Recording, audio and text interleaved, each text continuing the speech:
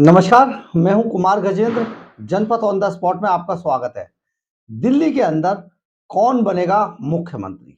जी हाँ, ये पूरी बहस पूरी दिल्ली ही नहीं पूरे देश के अंदर छिड़ चुकी है कि दिल्ली के अंदर अब अगला मुख्यमंत्री कौन होगा, यानी कि कौन बनेगा मुख्यमंत्री। ये बहस बहुत ज्यादा लंबी हो सकती है क्योंकि अरविंद केजरीवाल अब जेल जा रहे हैं। जी हाँ, 2 नवंबर को उनको ईडी ने बुलाया है।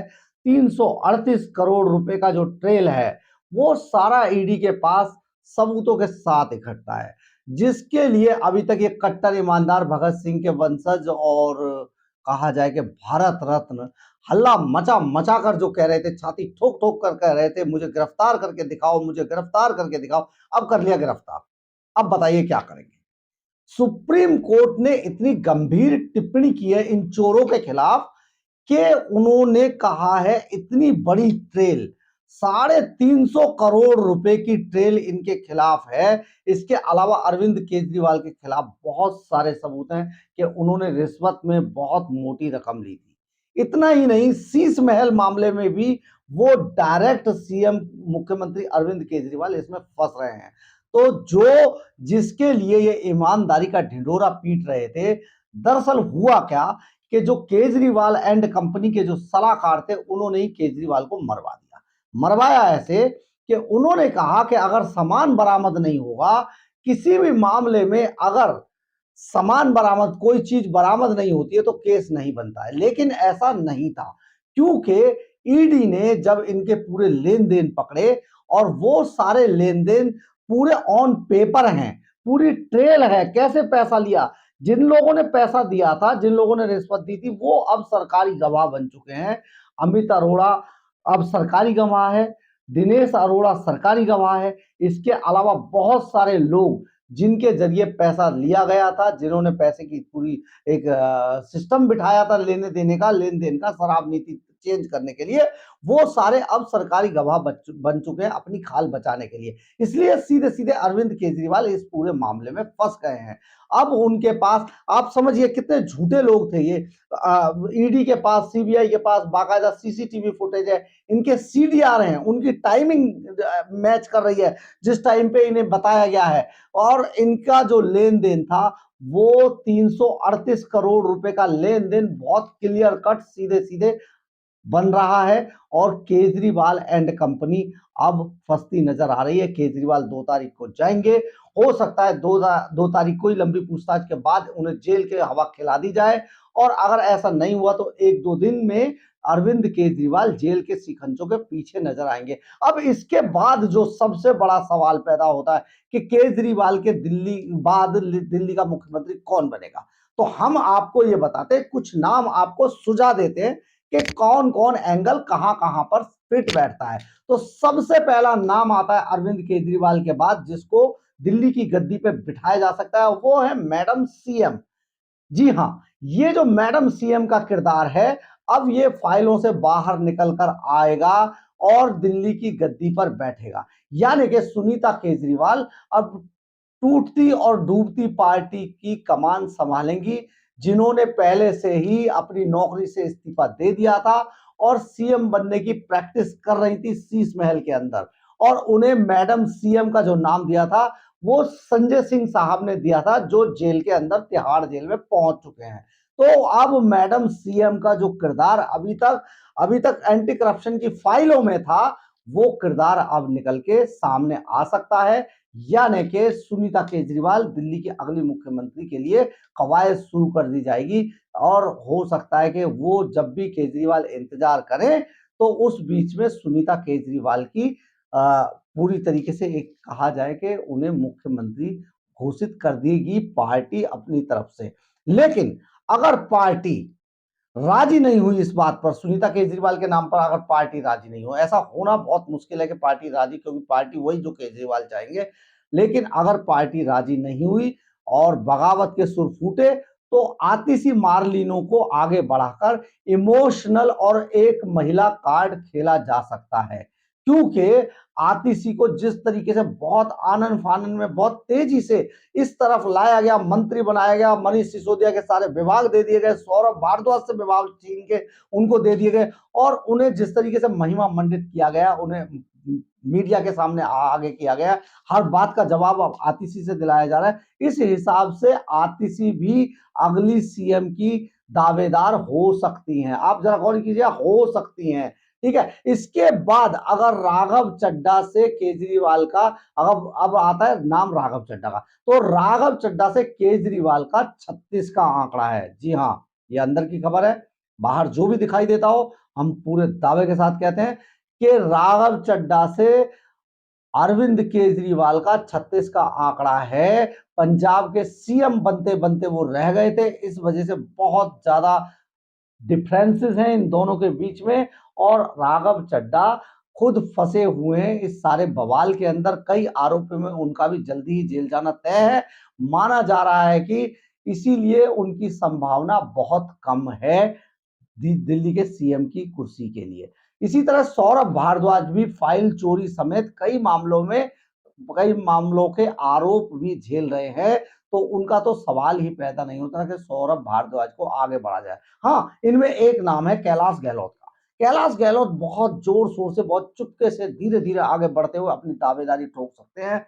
और कैलाश गहलोत लेकिन आगे चल के वो पार्टी के जो समर्थन का मामला है उसमें अकेले पड़ जाएंगे, इसलिए उनका भी सवाल ही पैदा नहीं होता है, बहुत कम चांस है समझो। अब आती है बात सुशील गुप्ता की, जो कि राज्यसभा के सांसद है सुशील गुप्ता।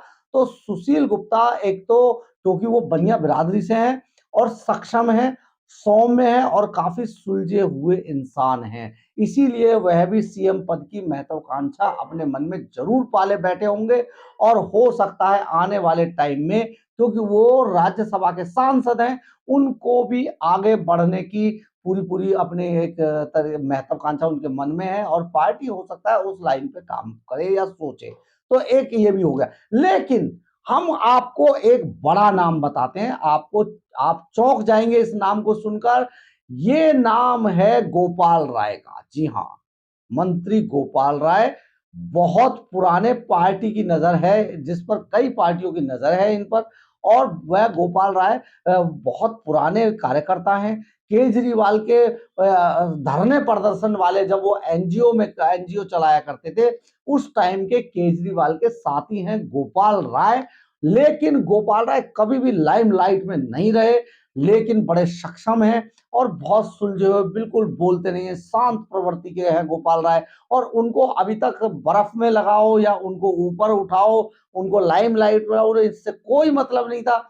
सिर्फ एक बार के गोपाल राय के ऊपर एक विवाद छोटा सा खड़ा हुआ था, वो ये था कि जब वो अपने गांव गए थे तो गाड़ियों का पूरा काफिला उनके साथ दिखाई दिया था, शोषा हुआ था। सोशल मीडिया पे ये तस्वीरें अभी भी अवेलेबल है, क्योंकि गोपाल राय अपना दमखम अपने अपने जो जहां के वो रहने वाले हैं वहां पर उन्होंने जम के रेलवे स्टेशन से अपने घर तक दिखाया था। लेकिन उसके बाद वो पूरी तरीके से शांत प्रवृत्ति के हैं। लेकिन गोपाल राय बहुत अंदर ही अंदर चलने वाले इंसान हैं और जरूर वो मुख्यमंत्री की महत्वाकांक्षा पाले हुए हैं। और हो सकता है, हम आपको एक और बात बताते हैं कि कई पार्टियों की नजर भी गोपाल राय पर है, यानी कि बीजेपी, कांग्रेस जैसी जो पार्टियां हैं, वो खुद सीधे सीधे दावेदारी ना करके वो जो है गोपाल राय को अंदर खाने भीतर खाने आगे बढ़ा सकती हैं और पार्टी के अंदर एक बगावत जैसी स्थिति पैदा करवाई जा सकती है गोपाल राय को आगे बढ़ाकर। तो गोपाल राय एक बड़े दावेदार है, बहुत पुराने एनजीओ टाइम के साथी हैं केजरीवाल के, और केजरीवाल ने उनको बहुत समय से मंत्री तो बना दिया था, लेकिन उन्हें साइड लाइन कर रखा है। बहुत ज्यादा वो कहीं दिखाई नहीं देते, बहुत ज्यादा बोलते नहीं है, बहुत ज्यादा पार्टी के कार्यक्रमों में भी कम शामिल होते हैं।